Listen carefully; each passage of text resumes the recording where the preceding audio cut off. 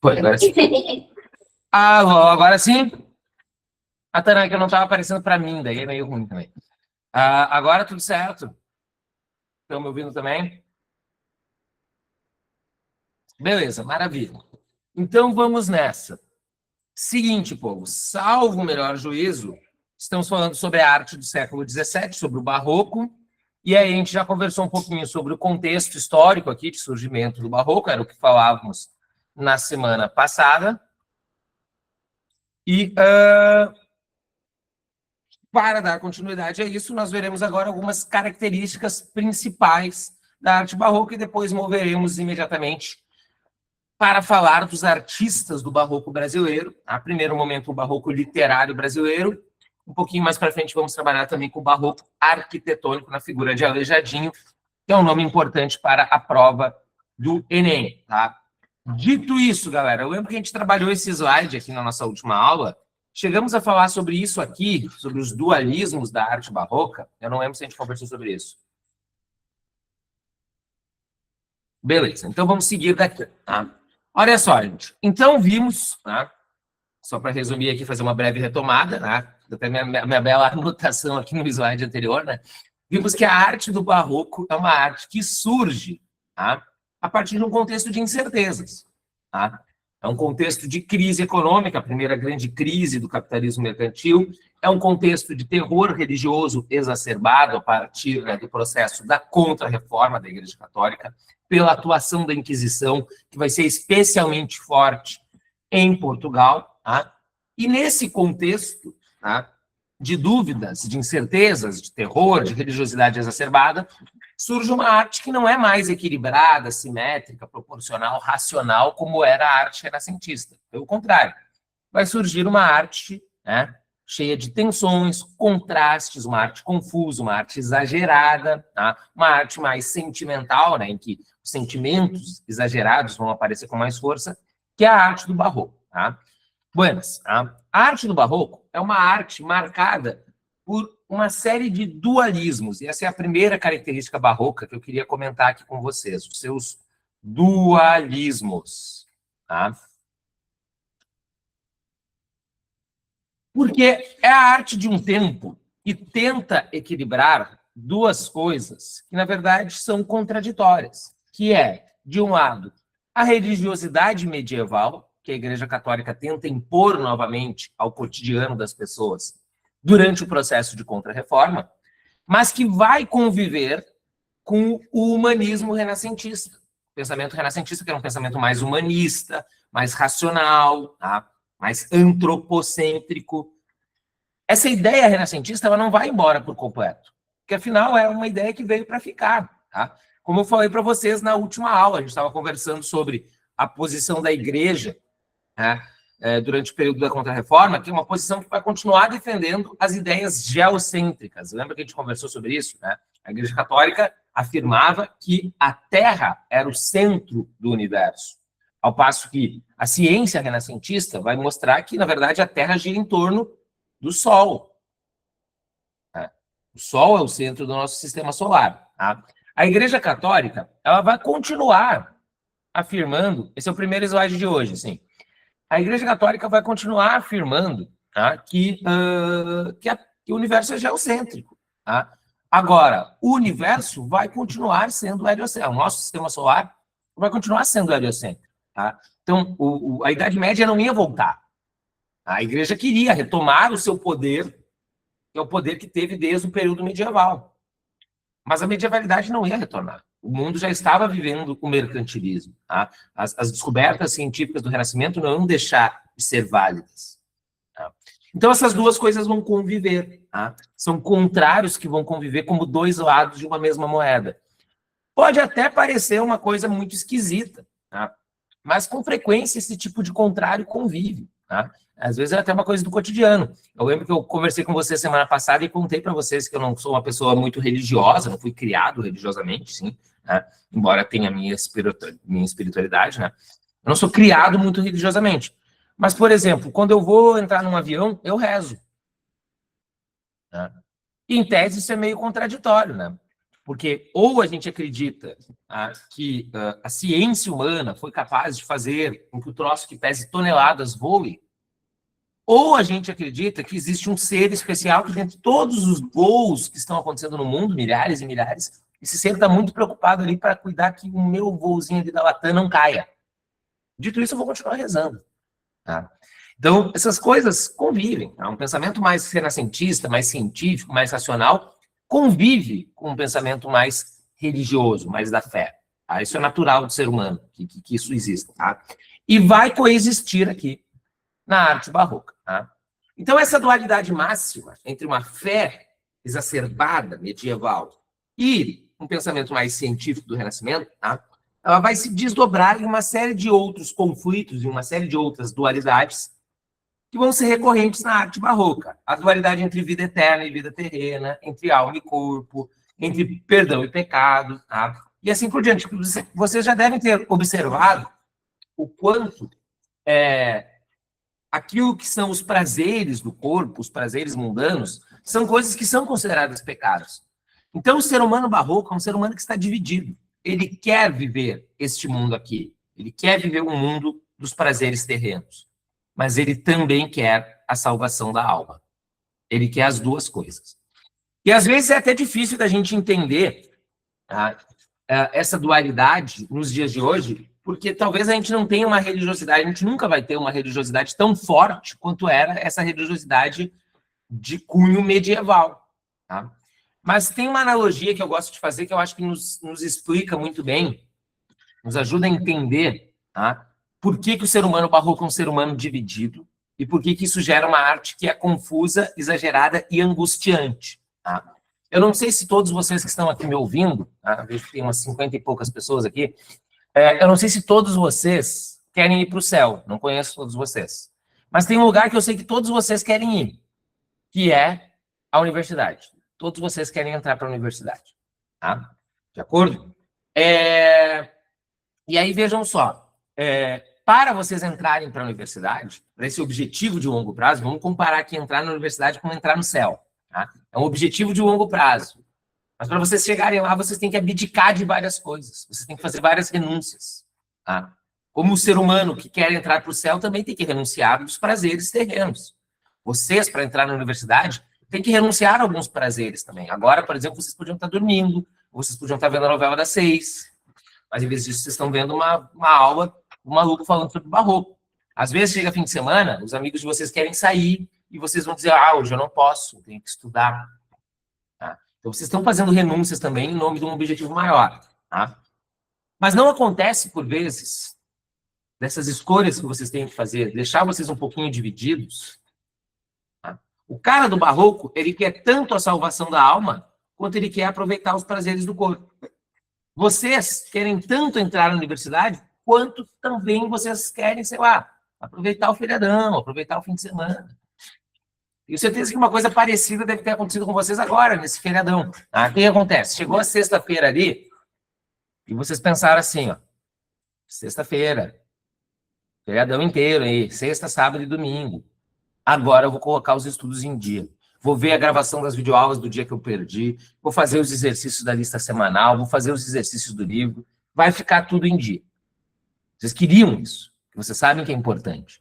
Só que aí chegou a sexta do feriado, vocês pensaram, tá, mas também hoje é sexta e eu mereço, né? Estou estudando a full desde março, um dia de descanso eu mereço. Aí na sexta vocês não fizeram nada. Vocês, se bobear, saíram para tomar um corote. Vocês pensando assim, não, no sábado eu estudo, no domingo eu estudo.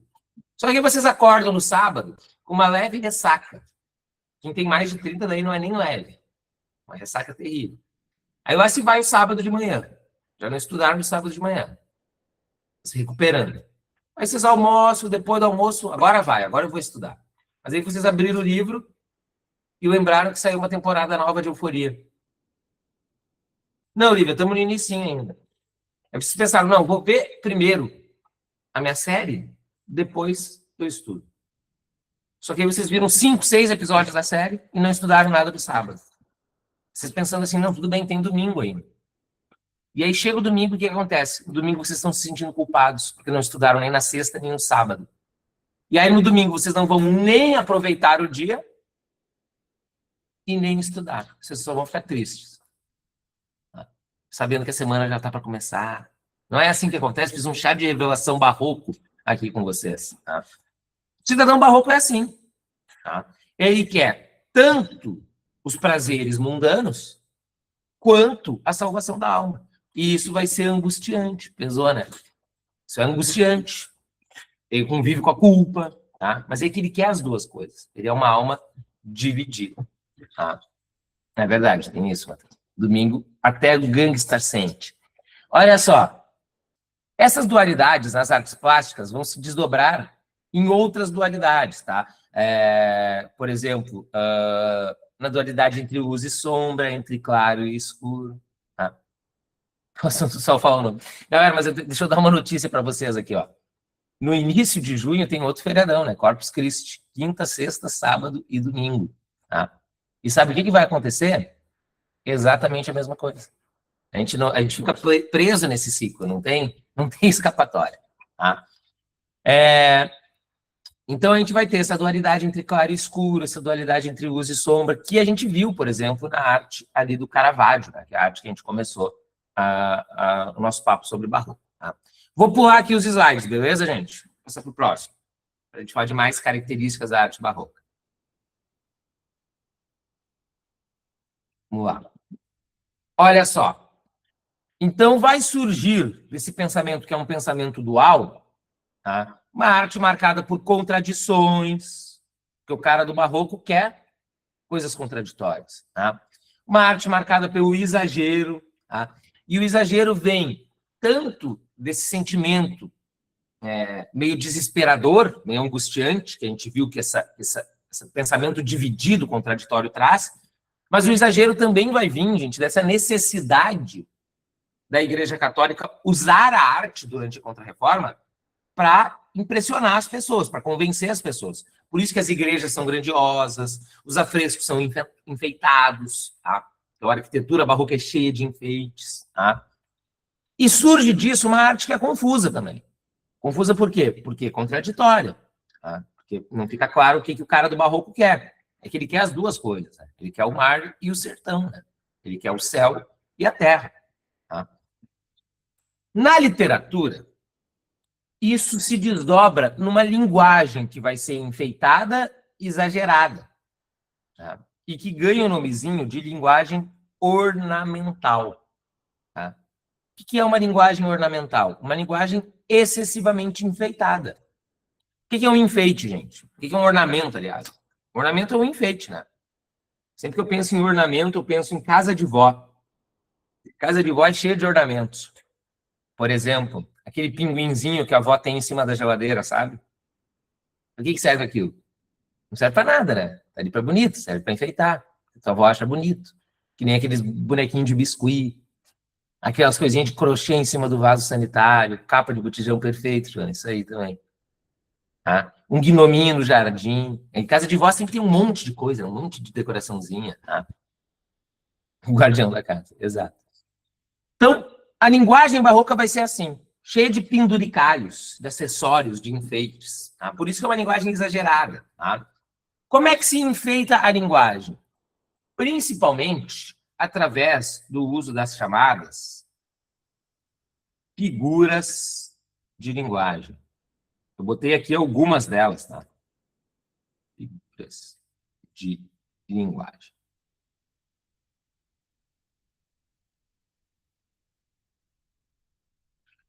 Olha só, gente. O uso de figuras de linguagem não é exclusividade da arte barroca, da literatura barroca. A gente vai ter muita figura de linguagem em texto literário de modo geral. Tá? Até no dia a dia a gente usa, às vezes, figura de linguagem. Tá? Mas ela é uma característica da chamada função poética da linguagem, isso é, da linguagem literária. Quando a gente está fazendo texto literário, em geral, a gente usa mais figura de linguagem. A gente está falando dos usos criativos da língua, né? Não é o sentido denotativo, o sentido literal. É o sentido conotativo, o sentido figurado que vai predominar, muitas vezes, na literatura. Por exemplo, a Lívia acabou de usar uma figura de linguagem aqui, ó. Ela usou a figura da hipérbole.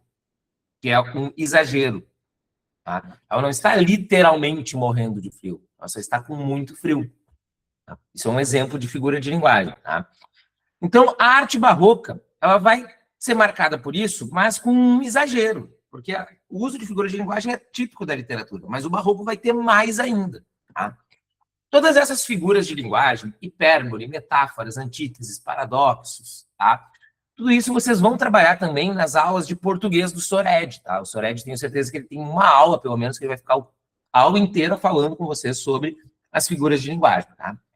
Mas como as figuras de linguagem são recorrentes em textos literários, a gente também vai trabalhar essas figuras nas aulas de literatura. Sempre que aparecer uma figura de linguagem num texto no qual estamos trabalhando, a gente vai falar dela, tá? E na arte barroca, como ela vai fazer muito uso de figuras de linguagem, eu queria já trazer um alerta aqui para vocês a respeito de 4 figuras aqui, tá? Que eu estou mencionando, que vão ser as mais recorrentes no barroco. Tá? Começando pelas metáforas, tá? Que é a mais comum, a mais recorrente de todas as figuras de linguagem. O que é uma metáfora, gente? É quando, para caracterizar algo, a gente pega características que seriam de outra área e aplica a isso aqui, tá? A partir do seu sentido figurado, tá? Vou dar um exemplo bem básico que faz parte do nosso cotidiano, tá? Quantas vezes a gente não está caminhando, sobretudo quando é no meio da noite, a gente levanta para pegar água, e a gente está caminhando no escuro, e a gente dá aquela trombada nas cadeiras, aquela trombadinha na cadeira da sala de jantar, com o minguinho, tá? E a gente diz, bati o minguinho no pé da cadeira. Dói, né, Joana? Tá? A gente acorda a casa inteira, né? E na hora parece que vai morrer, mas depois passa, né? A gente diz, bati meu minguinho na pé da cadeira. Galera, olha só, cadeira não tem pé. Quem tem pé é gente. Tá? Mas o que acontece? Como o pé é a parte do corpo que fica mais perto do chão, que fica tocando o chão, a gente olha para a cadeira, para essa parte da cadeira que toca o chão, e a gente chama ela de pé da cadeira, por associação. Na verdade, é o suporte, o apoio, enfim. Né? Mas a gente chama de pé da cadeira. Tá? Ou pé da mesa. Tá? Ou ainda, por exemplo, quando a gente acorda e diz assim, acordei meio para baixo. Isso é uma metáfora. Tá? Não quer dizer que a gente acordou e se jogou no chão. Quer dizer que a gente acordou meio triste, meio deprimido, a gente diz, acordei meio para baixo. O mesmo vale para o contrário. Se eu disser assim, hoje eu acordei o sol. O que quer dizer que eu acordei uma bola de gases flutuando no espaço? Não, quando eu digo eu acordei o sol, quer dizer que eu acordei radiante, acordei iluminado. Então, eu estou pegando essas características do sol, trazendo para o meu estado de espírito. É uma metáfora. Tá? Então, esse uso criativo da linguagem que a metáfora permite, né, vai ser algo bastante utilizado, explorado pelos artistas do barroco. Tá? Que mais, gente? As antíteses, que são expressão de ideias contrárias numa mesma frase, numa mesma formulação. Tá? As antíteses vão ser muito recorrentes na arte do barroco. Quer dar um recado? 20 segundos, dá? Claro, claro. Galera, o Sr. Bernardo vai dar um recadinho para vocês, já retomamos aqui.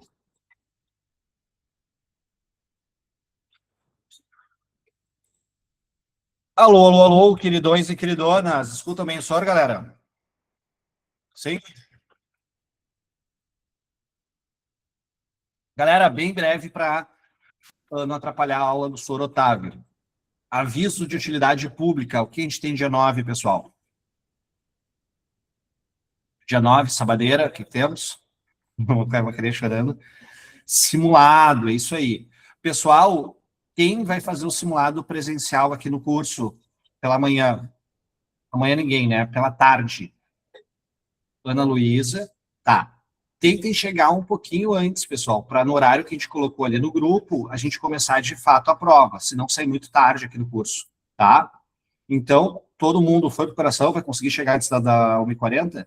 Chega aqui, toma um cafezinho no curso, quem conhece aqui tem área de vivência, tem cappuccino, tem mocatinho, podem se divertir aqui, chegar um pouquinho antes. Tranquilo, galera? Então, cheguem um pouquinho antes.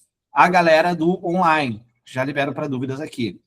A galera do online, a gente vai abrir essa sala de aula de vocês e a gente vai passar a instrução. mesma coisa, tem que estar, se puder abrir a salinha 5 minutinhos antes, e no horário está aqui na sala, ótimo, tá, galera? Para a gente poder, então, começar no horário a prova, tá?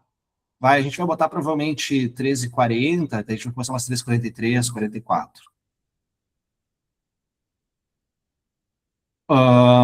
Então, a galera do online, tranquilo? É só estar aqui na sala que vai ter tudo certo. Tranquilo? A gente vai explicar para vocês aí onde é que a gente vai botar a grade e tudo mais.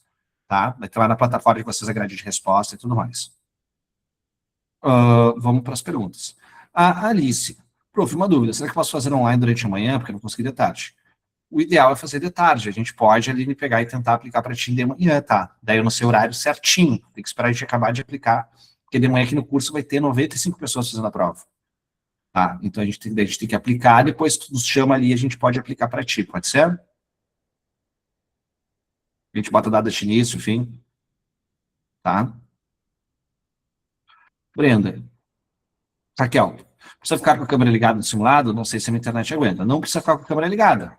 A gente vai dar o início, vocês vão ficar na sala só para ver as orientações, vão ficar com o áudio ligado, se a gente, por exemplo, tiver uma errata, alguma coisa do gênero, a gente botar o tempo, tá? E botando durante a prova, mas pode fazer com a câmera desligada. Doutor, quem vai fazer presencial vai receber alguma confirmação? Estão recebendo agora, tá confirmadíssimo, galera. Apareçam aqui. Confirmado, Brenda. Confirmado a full pelo senhor. Confirmadíssimo. Deixa eu ver. O que eu conseguiria fazer até as 15 da... Tá. Rafael, eu também teria que fazer de manhã. Então tá, chame o senhor ali de manhã, mas é ideal a gente fazer de tarde, tá, pessoal? Pra gente conseguir acompanhar a turma, que de manhã a gente vai dar uma orientação e vai largar a prova para vocês, né? De tarde a gente vai conseguir acompanhar a turma durante todo o tempo. Vai ter alguém ali fazendo, vai ter alguém da equipe fazendo isso, pelo menos. E daí, se vocês gerarem uma dúvida, a gente vai estar 100% do tempo atento, assim por diante, de tarde. Brenda. Doutor, mais uma dúvida. Vocês tiveram retorno sobre os livros do módulo 1? Tu acha que sábado já vai dar para retirar? Módulo 1, não pegou ainda, Brenda. Ops, não, módulo 2, perdão. Ah, tá. Nós não recebemos ele, tá, ainda. Então, não sei. Mas quando eu souber, eu aviso ali do grupo. Pode ser, Brenda? Tá lá na gráfica ainda, que é lá em Passo Fundo. Eu acho que eles devem estar terminando, eles vão enviar o livro para nós, para mandar para vocês. O livro físico, tu diz, né? Isso, não, sem problema, senhor, sem pressa. É porque eu já conversei, não sei com quem, mas eu, por exemplo, só consigo pegar sábado, e sábado tem que ser agendado. Aí, por isso que eu tô controlando, pelo menos a primeira vez que eu retirei o livro do módulo 1, eu tive que agendar o sábado para retirar ele. Ah, sim, porque não é todo sábado que a gente está aqui. Tá, mas fala com a gente lá no WhatsApp, pode ser, Brenda? Que acho que Pode nem sim. que o senhor deve saber resolver, né? O pessoal da secretaria vai saber resolver ali para ti, com certeza. Tá? Mas, por exemplo, esse sábado, sábado de simulado é bom, mas vai. Bom, fala da secretaria que eles vão saber quais sábados vai dar certo. Não, senhor, mas para mim, bem tranquilo. Eu sou de Porto Alegre, então qualquer sábado para mim tá de boa. Eu só tô controlando mesmo para ver qual sábado que eu posso ir. Tá, nos chama ali no WhatsApp, ali, Brenda, que vai dar tudo certo. Perfeito, então. Maravilha. E o digital, quando começar o módulo 2, a gente vai liberar o digital no mesmo dia, ali, Taps. Tá? No mesmo dia. Papum. Digital é fácil. Sim, já está disponível o livro de questões, galera, no digital e no impresso. Quem quer para receber já é para ter recebido. Tá? Mas, galera, chame o senhor no privado ali sobre os livros, tá? E se eu não souber, eu vou encaminhar para quem sabe. E eu vou liberar o senhor Otávio para voltar aqui, que ele está dando que nem um leão do meu lado. Tá, sobre o simulado, ficou alguma dúvida, galera? E sobre o livro, se tiver alguma dúvida, chame o senhor ali no privado, tá? Beijos. Otávio, desculpa aí, cara.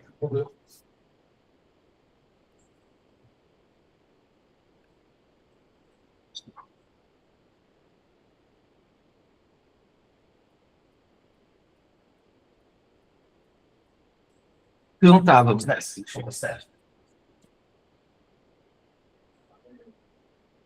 Vamos nessa, Face. Olha só. O que o Bernardo mexeu nos slides aqui? Vou te contar, né? Aqui. Vamos nessa. Olha só. Então, as antíteses, tá, são a expressão de ideias contrárias numa mesma sentença, numa mesma frase, numa mesma oração, tá? Mas tem que ser contrário, tá?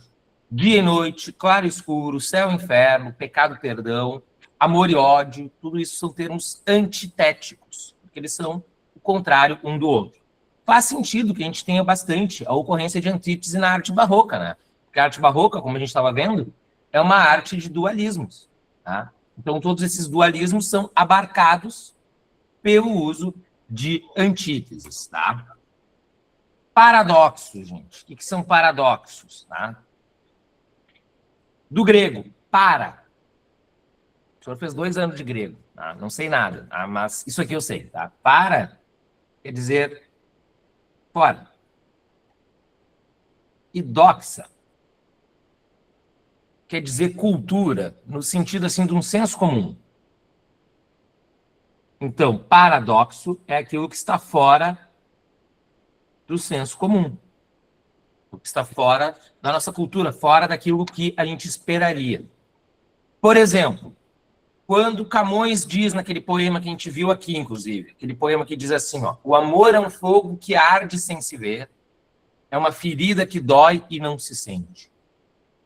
Essa definição de amor do Luís de Camões, do poeta do classicismo português Luís de Camões, é uma definição paradoxal, né? Como assim, uma ferida que dói e não se sente? Fiz várias línguas, não aprendi nenhuma. Sabe que eu fiz espanhol na URGS, fiz inglês, fui casado com uma professora de francês, não sei nada, tá? Fiz 2 anos de latim, 2 anos de grego, e mal sei falar português, tá? Mas vamos lá, tá? Por que é um paradoxo? Porque se o amor é uma ferida que dói e não se sente, o que a gente esperaria? Tá? Uma ferida dói, né? E quando dói, a gente sente. Então a gente acha meio estranho. Como pode o amor ser uma ferida que dói e não se sente? É paradoxal. No entanto, não quer dizer que não tenha lógica, né? Quem já amou sabe, o amor não dói, gente. Às vezes o amor dói, né? Pode doer, né? É diferente de tomar um tiro. De acordo? Mas pode doer. É por isso que ele diz dói e não se sente. Não é que nem uma dor física normal de bater o mindinho no pé da cadeira. Mas também dói, né? E por fim, gente, mas não menos importante, tem uma figura de linguagem que eu queria explicar aqui para vocês, que são os chamados hipérbatos, tá? Que são essas inversões sintáticas. Exato. Então, uma inversão sintática é também chamada de um hipérbato. Não confundir com hipérbole, que é aquela figura que eu expliquei antes, né? Hipérbole é o exagero, né? Quer dizer, estou morrendo de sono, estou morrendo de fome, comeria um boi. Isso são figuras do exagero, são hipérboles, tá? Agora, hipérbato é uma inversão sintática, tá? Eventualmente, gente, para a prova, tanto EREM quanto URGS, tá? Vocês não precisam decorar a palavra hipérbato. Não é isso que a prova vai perguntar. Mas é importante que vocês saibam reconhecer um hipérbato quando ele aparecer num poema, num texto, para que vocês interpretem adequadamente aquele texto. Porque o hipérbato nada mais é do que uma inversão sintática. Então vejam só, gente, olha só. Tradicionalmente, em língua portuguesa, as orações elas seguem uma ordem, que é sujeito, verbo e complemento. Então, 95% das vezes que a gente fala, a gente obedece essa ordem. Sem pensar, assim, no automático, sai nessa ordem. E quando a gente está lendo, a gente espera sempre que as orações estejam nessa ordem. É o default da língua portuguesa. Tá? Só que o português permite que eu inverta esta ordem por estilo. Para fazer, no meu tempo, a gente dizia assim, ó, para fazer uma balaca. Existe essa expressão ainda, balaca? Não existe mais. Tá? Tem discordância, né? Algumas pessoas dizem que existe, outras que não existe. Eu acho que está voltando. Eu vi que a Júlia fez ali que não com a cabeça, mas eu acho que está voltando. Ó. Meu pai, eu me senti velho agora. Tá? Para farmar uma aura. Para fazer um grau. É o mesmo sentido. Tá? Então, é por estilo, por firula. Tá? Então, a gente pode inverter. E, frequentemente, os autores, os escritores, os poetas, eles vão inverter. Só que qual é a questão? Com isso, o texto fica mais confuso, o que é uma característica da arte barroca. Por exemplo, galera, eu vou anotar aqui só porque aqui tem um espacinho em branco, tá? Mas isso aqui é um exemplo de inversão sintática. Tem um poema do Gregório de Matos que diz assim, ó, num dos seus versos. Com sua língua,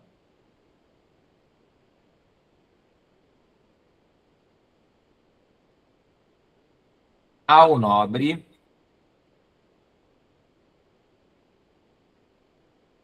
o vil decepa.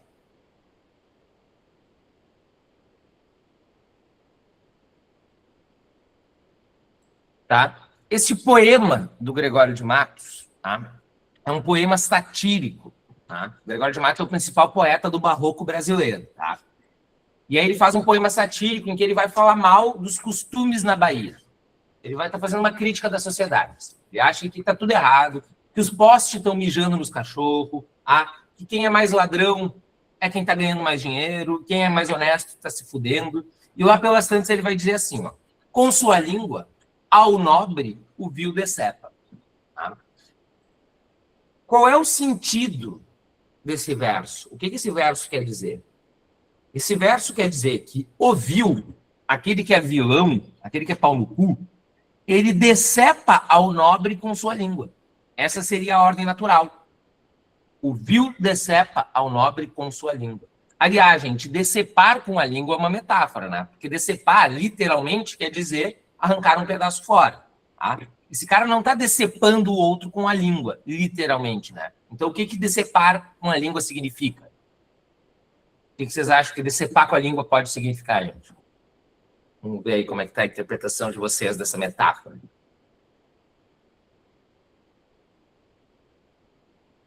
Por exemplo, decepar com a língua é uma coisa que a prof. Gabriela tem feito, o prof. Lucas tem feito. Difamar, perfeito. É isso aí. Decepar com a língua é falar mal. Tá? O xingar até não está tão distante, assim, mas é falar mal, é prejudicar a reputação. Tá? Ele está decepando com a língua, ele está usando a sua língua para falar mentiras, para falar inverdades, tá? Que nem a Gabriela e o Lucas fazem. Tá? E pessoas honestas, inclusive. Tá? Então é isso, ó, fofoca. Exatamente, é fazer fofoca. Tá? Contar mentira. Tá? Agora, o que acontece? Quem é que está decepando quem aqui? É, isso aí, ó, uma fake news que surgiu aí, que estavam tentando me decepar com a língua aí, ao inventar essa fake news, tá? De que eu proibi café, né? Não só proibi, como hoje o cappuccino está de graça aqui, todo mundo que está aqui no curso é testemunha, tá? Graças à minha atuação. Olha só. Só que o que acontece, gente? Como a ordem natural é sujeito, verbo e complemento, a gente tende a achar que o que vem antes é o sujeito sempre, ou seja, quem realiza a ação, o verbo expressa a ação, e o complemento é quem sofre a ação expressa pelo verbo. Então, quando a gente lê com a sua língua ao nobre o vil decepa, se a gente não lê com calma, a gente vai achar que é o nobre que está decepando o vil, porque essa seria a ordem natural do português. Só que não é isso que o poema está dizendo. O poema está dizendo que é o vil quem decepa ao nobre. Prestem atenção na preposição aqui, né? Ao nobre o vil decepa. Tá? Então é o vil quem está realizando a ação e o nobre quem está sofrendo. E a URGS sabe disso, por exemplo. Tá? Então, quando a URGS cobrou esse poema a última vez, a primeira afirmação era: o poema afirma que o nobre decepa o vil, verdadeiro ou falso? Falso. Um monte de gente marcou verdadeiro. Mas é falso, não é o nobre que decepa o vil, segundo o poema. Segundo o poema, é o vil quem decepa ao nobre. Só que está confuso de entender. Por quê? Por causa do hipérbato, por causa da inversão sintática. Então, fiquem atentos. Isso é mais comum do que parece e gera confusão, gente. Por exemplo, o hino nacional brasileiro, tá? O hino nacional brasileiro, ele não é um texto barroco, ele é um texto parnasiano, tá? Mas o parnasianismo, e a gente vai ver mais para frente, também é um movimento literário de linguagem ornamental, de firula, de enfeite. Então, o hino brasileiro é cheio dessas inversões. Eu sei disso porque tem uma delas que eu odiava quando eu era criança, porque eu não entendia, então me dava medo. Quando estava lá na hora cívica no colégio, cantando o hino nacional, tinha aquele momento que dizia assim, ó, nem teme quem te adora a própria morte. Verás que o filho teu não foge à luta, nem teme quem te adora a própria morte, terra adorada. E aí, o que eu pensava? Nem teme quem te adora a própria morte. Eu tinha medo, quando eu era criança, eu tinha medo desse verso. Porque eu achava que ele estava dizendo assim, ó, não precisa ter medo da tua morte, porque a morte te adora. Nem teme quem te adora a própria morte. E eu ficava tipo assim, por que a morte me adora? Nada a ver, sai de mim. Tá? Mas não é isso que o verso está dizendo, né? O que o verso está dizendo? Que quem adora o Brasil não teme a própria morte. Nem teme quem te adora, ó pátria, a própria morte. Tá? Tá confundindo, né? Vou dar um outro exemplo aqui, Manuel. Olha só. Esse aqui eu gosto porque virou meme. Um cara tomou uma multa de trânsito e tirou uma foto da multa, porque a multa dele dizia assim, ó. Usando capacete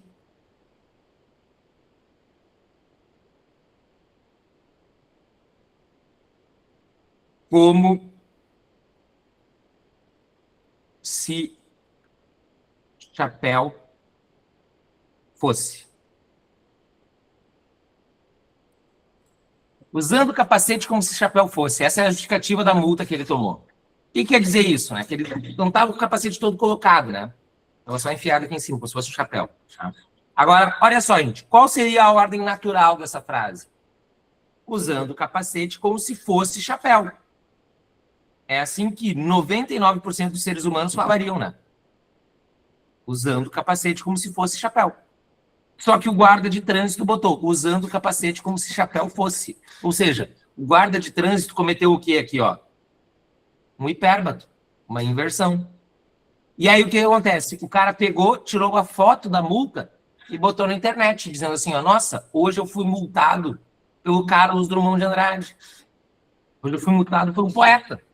Por quê? Porque ele associou essa inversão sintática a um estilo literário. O que é verdade. Porque no dia a dia, normalmente, a gente não fica fazendo inversão. É na poesia que a gente faz. É na linguagem literária que se faz esse tipo de inversão por balaca, por estilo, por firula, para formar uma aura. Tá? Então, fiquem atentos a isso, porque a poesia barroca vai ser tão cheia de inversões que lá pelas tantas o texto em si fica confuso. Então, tem que ler com calma. Beleza? Tá? Para não acabar achando que é o contrário do que ele estava afirmando, como no caso aqui do cônsul a língua nobre vil decepa. Se a gente não ler com calma, a gente vai achar que é o nobre que decepa o vil, quando o que o poema está dizendo é que é o vil que decepa o nobre, tá? Porque tem uma inversão. Certo, queridos? Galera, olha só. Quarta-feira, finalmente, a gente vai trabalhar os nomes do barroco brasileiro e com isso vamos encerrar esse assunto aqui do século XVII, para poder na semana que vem já partir para outro assunto, beleza? Então a parte mais importante de tudo isso que a gente está vendo é o que vem na quarta-feira, tá? Não deixem de estar presentes para conversarmos sobre a poesia de Gregório de Matos Guerra, fazer umas questões do Enem e tal, tá? Estarmos treinados nesse assunto, tá? Queridos, um beijo para vocês e até a próxima. Até logo mais. Tchau, tchau.